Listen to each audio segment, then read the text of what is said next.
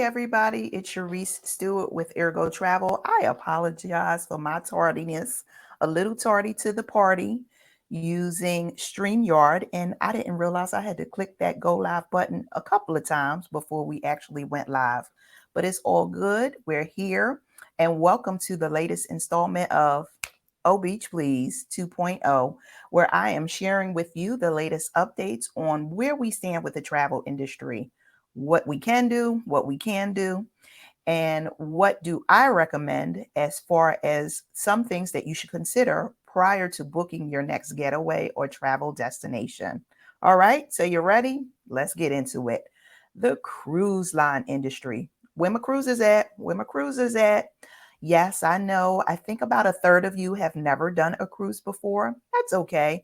But the cruisers, I know you guys have been patiently waiting for the cruise line industry to come back. We have been dry docked for too long. Say it ain't so. Say it ain't so. Well, anywho, we may potentially be coming back as early as late summer for U.S. ports.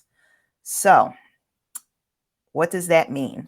What will be different upon the return or re-entry to the cruising industry for the United States?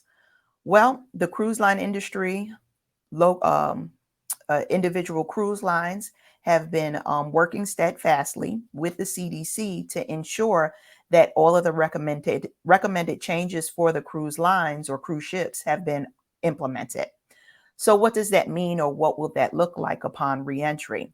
Well, some things being new air filtration systems, making sure that we're getting some more fresh, good filtered air coming in, letting all the bad stuff go out, because we definitely do not want to be sick while cruising. Hello, can you hear me? All right. PPE, that's not going to be anything new. It'll be new on the cruise ships, but we've been living that for the past year or so at this point. So face masks, personal protective equipment, all things that aren't new to us at this point, as well as face masks. Hello, we've got bling face masks, disposable face masks, all things that we're using now, whether we're in a retail establishment, we're going to a hotel, we're going to a restaurant. It's just an everyday part of life. So expect to see that on the cruise lines as well. Health screenings. Now that will be something new. But once again, we're doing it now. So you will be screened upon embarkation or upon when you first board. And you may also have to do it mid-cruise as well. All right. So those are some of the changes. And there's also a hint. Get closer. Get closer. There's also a hint that you may have to be fully vaccinated before you're even able to cruise. So that one, we'll see how it goes. Hey, I'm all for safety, but I don't know. Not everybody is ready or can potentially get the vaccination at this point. So we'll see how it goes. It's an ongoing developing story. So these are some of the things that you want to just keep in mind when going to board. And here are some of my recommendations as well. So prior to doing that booking, because bookings are available now, if you go on to some of the websites or give your travel agent a call, bookings are starting to open up for US ports. And for future dates, they've always been open. Some of the cruise lines have just been pushing the dates back as the no sail order has been extended, and international or global cruises have been underway. So, anywho, when you go to make that booking, you want to just keep a few things in mind. First and foremost is, let's say the cruise line industry opens up, or you book for a future date, because we're all like this, hoping that the cruise line industry and all of the US ports open up here. But what if the no sail order is pushed back even further? What does that mean for you if you already put down a deposit or have fully paid for your trip? Are you able to get a refund or cancel it? What's the cancellation policy? Will you be required to only apply that money to a future booking? These are just some of the things that you want to consider. Um, so you want to look into that before doing a booking. Some other things that you want to consider is, what are the protocols going to be for you to attend that cruise? They're going to tell you, but once again, you want to make sure that you are ready for it. So, for example, if they say, hey, you're going to either have to be vaccinated or you're going to have to show proof of a negative PCR test, which is something, like I said, you have to do now while you're flying. So just keep that in mind. You want to make sure that you're adhering to all of the protocols, because nobody wants to see you like this at the top waving by, because I'm going to be on a ship like this, having my drink and waving to you from the Lido deck. So those are just some of the things that you want to consider before booking your next cruise. All right. So from there, we're going to move on to domestic travel. And I know you like seeing my pretty face, but I'm going to put a little screenshot up here real quick. So I pulled this from the CDC website, and it's just a quick reference. I definitely recommend that you do peruse the CDC website from time to time if you have concerns or questions about travel.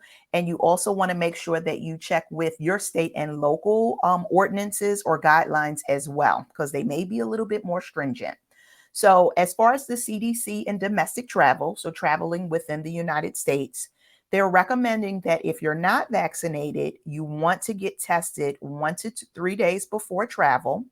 When you return, getting tested again, and then also self-quarantining for 7 to 10 days.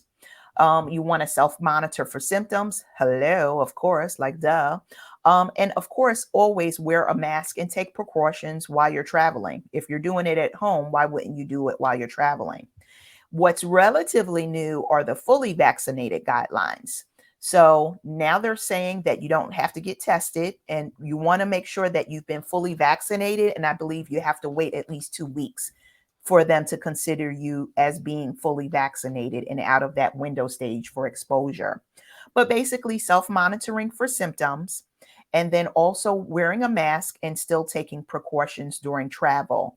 You know, we got these different strains going out here. So I guess the jury's still out on whether reinfection can still occur, or I believe it can occur. You're just hopefully not going to get it sick, but just still being safe. At the end of the day, it's about being safe. That's the name of the game. All right. So that's where we are with domestic travel. So last but definitely not least is air and fit travel, or foreign independent travel is what it's referred to a lot of times. You want to make sure that you definitely do your research, because depending on what country you go to, what city you're visiting, it is all over the board as far as what the requirements may be. For anyone that is leaving the United States and returning to the United States, whether you're a US citizen or not, you currently have to have a negative PCR test even to return to the United States. So you want to keep that in mind.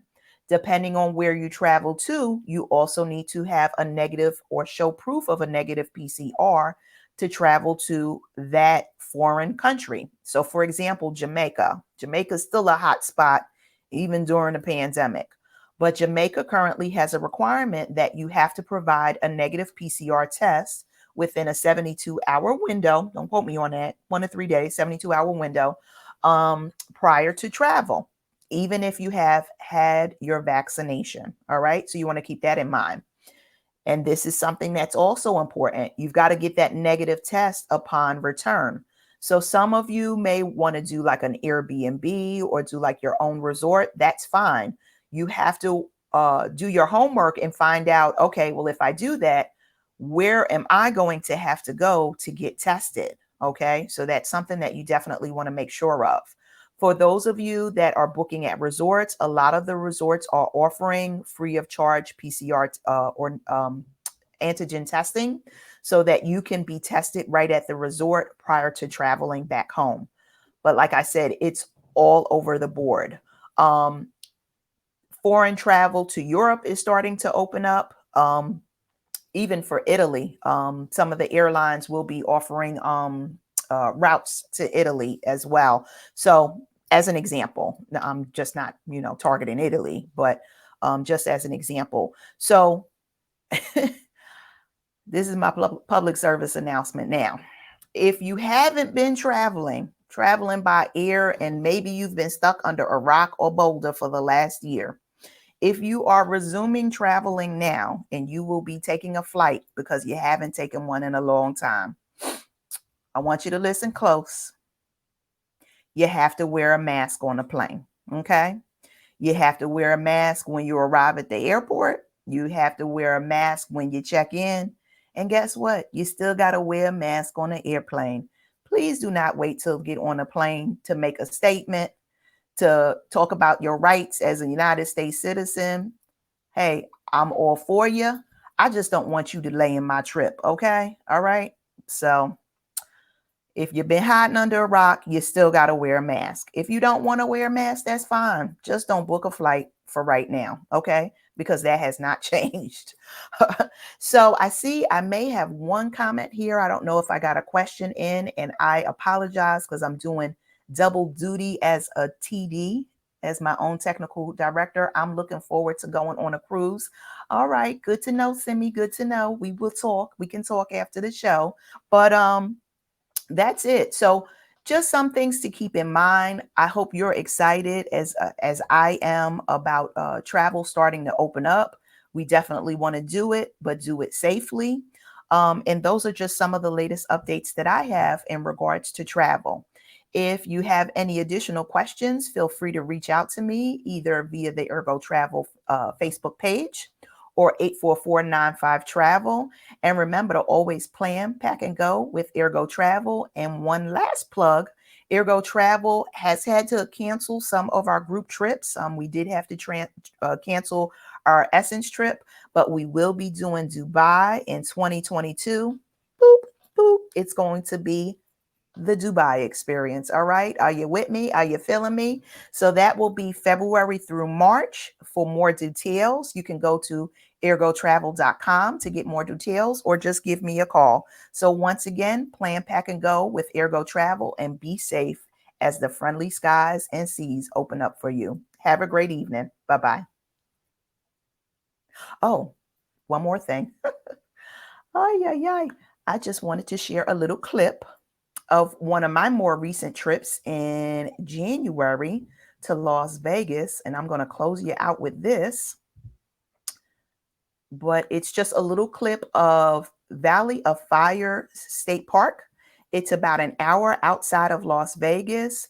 Everybody's familiar with the glitz and the glam of Las Vegas. That's nothing new, but something to consider if you want to do a nice day trip or maybe a half day trip from Vegas during your next visit.